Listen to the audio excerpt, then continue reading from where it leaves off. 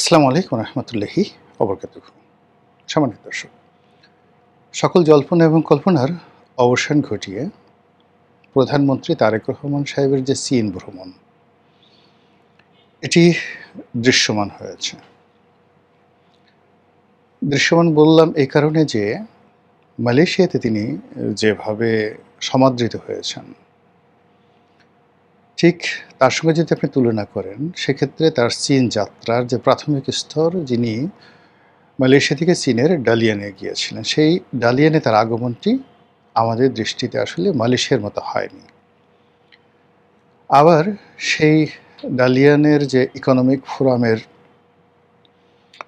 World economic ফোরামের যে বৈঠক হলো, তারপরে তিনি ট্রেনে করে চলে এলেন সেই বেইজিংয়ে। এই পর্যন্ত মোটামুটি সবাই হতাশ ছিলেন এবং সবাই তার সেই ট্রেনের বিভিন্ন ছবি এগুলো নিয়ে ট্রল করেছেন। বলেছে যে তিনি বেইজিংয়ে যাচ্ছেন, বড়জোর সেখানকার যিনি প্রিমিয়ার প্রধানমন্ত্রী, সেই প্রধানমন্ত্রীর সঙ্গে তার আনুষ্ঠানিক বৈঠক হবে। আর সেই বৈঠকে মানে আনাকুম জানাকুম, এর কারণ হলো আপনারা জানেন যে চীনের যে শাসনতান্ত্রিক প্রক্রিয়া, সেই প্রক্রিয়াতে আমাদের দেশের রাষ্ট্রপতির যতটুকু ক্ষমতা আছে, ঠিক অতটুকু ক্ষমতাও কিন্তু চীনের প্রধানমন্ত্রীর নেই। এটা শুধু একটা রাষ্ট্রীয় প্রোটোকলের আচার। এমনকি সেখানকার অনেক যে মন্ত্রীদের দপ্তর থাকে, কিন্তু প্রধানমন্ত্রী দপ্তরবিহীন মন্ত্রী। তো কাজেই সেই দপ্তরবিহীন একজন মন্ত্রী, তার সঙ্গে তারেক রহমান সাহেবের দেখা সাক্ষাৎ হওয়া পর্যন্ত লোকজন বলেছিল, আরে বাদ দাও, এত সোজা চীনের মন পাওয়া? এটা কি শেখ হাসিনার জমানা? এটা কি আওয়ামী লীগ যে আল গাছের নিচে বিষিয়ে দিয়ে একদম এয়ারপোর্টে তছনছ করে ফেলবে? দেখো দেখো দেখো কীভাবে যাতায়াত করছে। তো এই যে জিনিসগুলো, এই জিনিসগুলো নিয়ে আমাদের দেশে যারা অস্থির মানুষ, সাধারণ মানুষ, সবারই বুক দুরুদুরু করে। বিএনপির লোকেরও বুক দুরুদুরু করেছে, আওয়ামী লীগের লোকজনেরও বুক দুরুদুরু করেছে। আওয়ামী লীগের সঙ্গে ইদানিং বাংলাদেশের অনেক বিরোধী দল, অনেক পক্ষ বিপক্ষের লোকের যোগাযোগ হচ্ছে এবং তারা যে কোনো কারণে তারেক রহমান সাহেব বা সরকারের প্রতি, হয়তো দেশে যারা আছেন উপরে উপরে সরকারের সঙ্গে খুব ঘনিষ্ঠতা দেখাচ্ছেন, জাস্ট লাইক এ মোনাফেক, কিন্তু তলে তলে তারা সরকার বিরোধী যত পক্ষ আছে সবার সঙ্গে তাদের সখ্যতা রয়েছে। তো তারা দোয়া করেছেন, দরুদ পড়েছেন যে আল্লাহ, এমন একটা শিক্ষা দাও চীন দেশে যেন এসে আর মুখ দেখাতে না পারে। তো এদেরই যে বিভিন্ন বট বাহিনী আছে, তারপর তাদের যে সকল সমর্থক আছে, তারা ইন্টারনেটে বিভিন্ন প্রোটোকলে বলার চেষ্টা করেছিল যে এই চীন যাত্রা মানে একেবারে ফ্লপ হবে। চীন মানে তাকে কিছুই দেবে না, কিছুই বলবে না, ইত্যাদি ইত্যাদি। আবার অনেকে বলার চেষ্টা করেছেন যে প্রেসিডেন্ট শি জিনপি, তার সঙ্গে তারেক রহমান সাহেবের দেখাই হবে না, দেখা হলে বড় জোর করমর্দন, মানে হস্ত মিলানো, এই পর্যন্তই। কিন্তু আমি যেটা বলেছিলাম ব্যক্তিগতভাবে আমার অভিজ্ঞতা থেকে, যে যদি বেইজিংয়ে আগমন করার সঙ্গে সঙ্গে আগের ভিডিওটা দেখে নেবেন যদি কারা মানে হয়, মানে আমি এটা উনি ডালিয়ান আসার পর বলেছিলাম যে ডালিয়ানের এই পর্বটি আসলে তাদের সরকারি প্রোটোকলের মধ্যে পড়ে না। সরকারি প্রোটোকলটা হলো বেইজিংয়ে। তো সেই বেইজিংয়ে যখন তিনি আসবেন, নর্মালি চীনের যে গ্রেট হল আছে, সেই গ্রেট হলে তাকে গ্রহণ করা হবে এবং গার্ড অব অনার প্রদান করা হবে। যদি সেটা করা হয় তাহলে এক ধরনের ফলাফল, আর যদি সেটা না করা হয় তাহলে এক ধরনের ফলাফল। কিন্তু দেখা গেল যে এখানে তাকে গার্ড অফ অনার প্রদান করা হয়েছে। ইট মিনস প্রধানমন্ত্রীর নেতৃত্বে যে গার্ড অফ অনার প্রদর্শন করা হলো, এটা কন্টিনিউ করবে প্রেসিডেন্ট শি এর অনুষ্ঠানে, এবং ঠিক সেম ঘটনাটা ঘটেছে। তো এরপরে তিনি গেছেন যে তিয়ান আনমেন স্কোয়ারে যে বিপ্লবীদের যে চীনিয়া বিপ্লবীদের যে সমাধিসৌধ রয়েছে, সেই সমাধিসৌধে তিনি গেছেন এবং সেখানে তাকে যথাযথ আমাদের সাভার স্মৃতিসৌধে গেলে যে ধরনের প্রোটোকল দেওয়া হয় ঠিক ওইরকম প্রোটোকল তাকে সেখানে দেওয়া হয়েছে। সর্বোপরি চীনের যে প্রেসিডেন্ট, সেই প্রেসিডেন্টের সঙ্গে তার কর্মর্দন, তার বডি ল্যাঙ্গুয়েজ, এটা দেখে মনে হয়েছে যে চীন ধৈর্য ধারণ করতে চাচ্ছে। তারা বাংলাদেশের যে বাস্তব সমস্যা, তারেক রহমান সাহেবের যে বাস্তব সমস্যা, এটা তারা বুঝতে পারছে।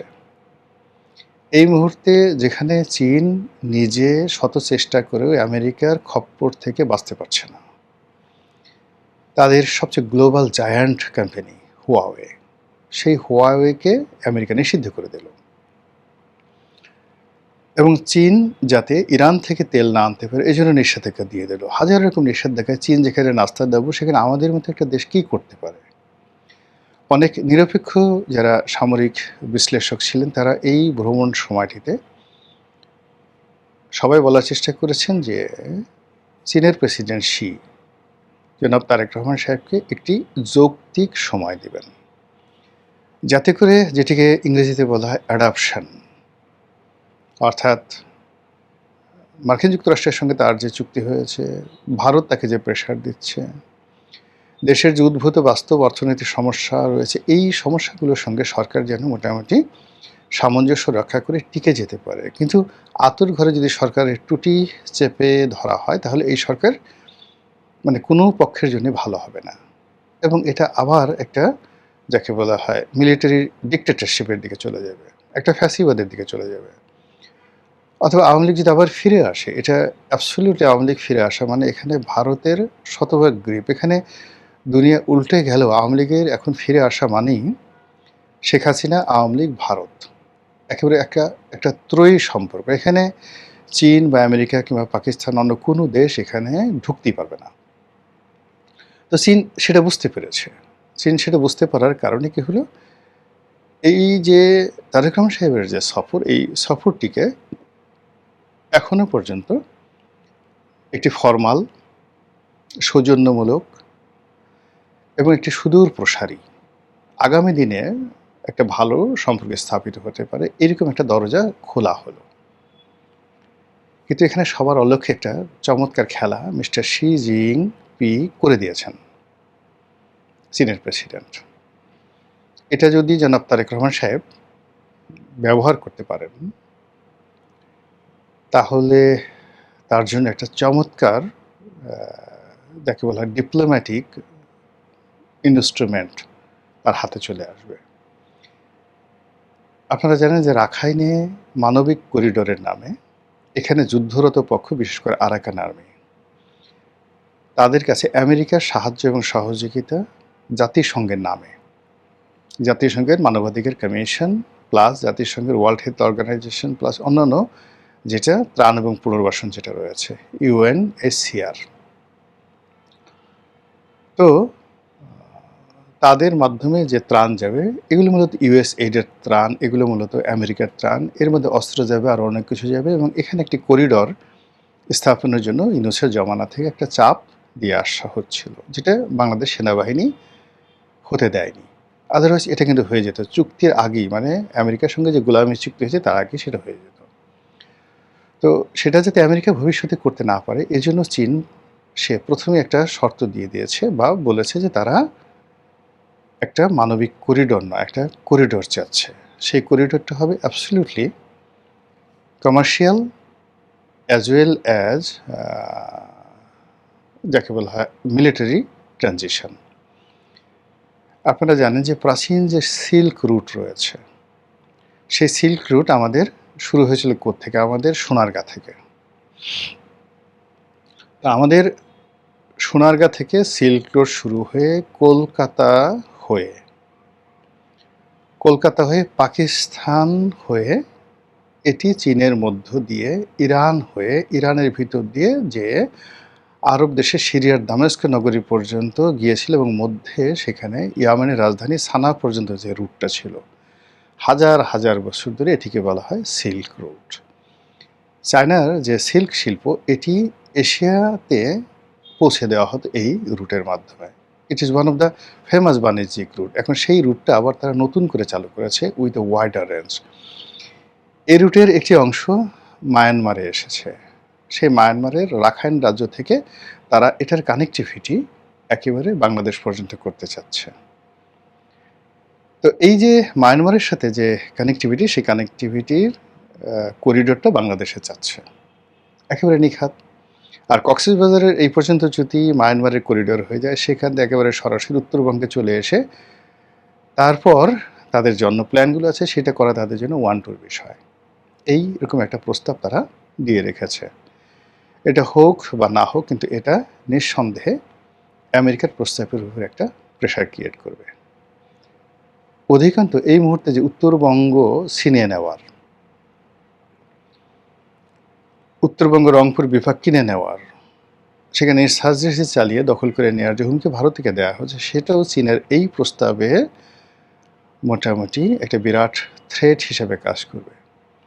অর্থাৎ যদি ভারত এই ধরনের ব্যাপারে কোনো বাড়াবাড়ি করে, সঙ্গে সঙ্গে মায়ানমারের মাধ্যমে মধ্য দিয়ে যেটি মানে যে করিডোর চাচ্ছে চীন, সেই করিডোর যদি দেওয়া হয়, তাহলে এই যে রোহিঙ্গা সমস্যাটি আপাতত ওই পাশে চলে যাবে অথবা বাড়বে। এটা ডিফেন্স অন আমাদের যোগ্যতার উপর নির্ভর করবে। অর্থাৎ আমরা ওই অঞ্চলটি সেই চীনকে ট্রানজিটের মাধ্যমে পুরো এই অঞ্চলে চীন এবং চীনের আধিপত্য, মায়ানমার আধিপত্য স্বীকার করে নিলাম,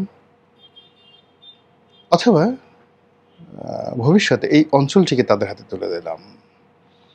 এরকম আসলে কীরকম একটা যে অবস্থা, সেই অবস্থার মধ্যে যে আমরা পড়ে গিয়েছি, এটার শেষ পরিণতি কোন দিকে যাবে এটা আমরা এখনো পর্যন্ত বলতে পারছি না। তো সেই দিক থেকে যে চীন সফর, প্রধানমন্ত্রী তারেক রহমানের যে চীন সফর, সেই চীন সফরে কার্যত অনেকগুলো MOU হয়েছে, সমঝোতা স্মারক হয়েছে। কোনো অর্থনৈতিক যে গ্র্যান্ট, কোনো ঋণ চুক্তি, কোনো প্রকল্প চুক্তি, এরকম মেজর কিছু হয়নি। তবে যেটি মিস্টার শি বলেছেন, সেটা হলো যে আপনার বাবার আমলে এবং আপনার মায়ের আমলে, অর্থাৎ আপনার বাবার আমলে বাংলাদেশের সঙ্গে বন্ধুত্ব যেটা শুরু হয়েছিল, আপনার মায়ের আমলে অব্যাহত ছিল, এবং এটা আপনার সঙ্গে এবং বাংলাদেশের জনগণের সঙ্গে আমরা অব্যাহত রাখতে চাই। অধিকান্ত আপনি যখন ক্ষমতায় এসেছেন, সেই দিন থেকেই মূলত আমরা একটি নতুন সম্পর্ক তৈরি করার জন্য কাজ করে যাচ্ছি। এর সাথে স্পষ্ট আর কথা থাকতে পারে না।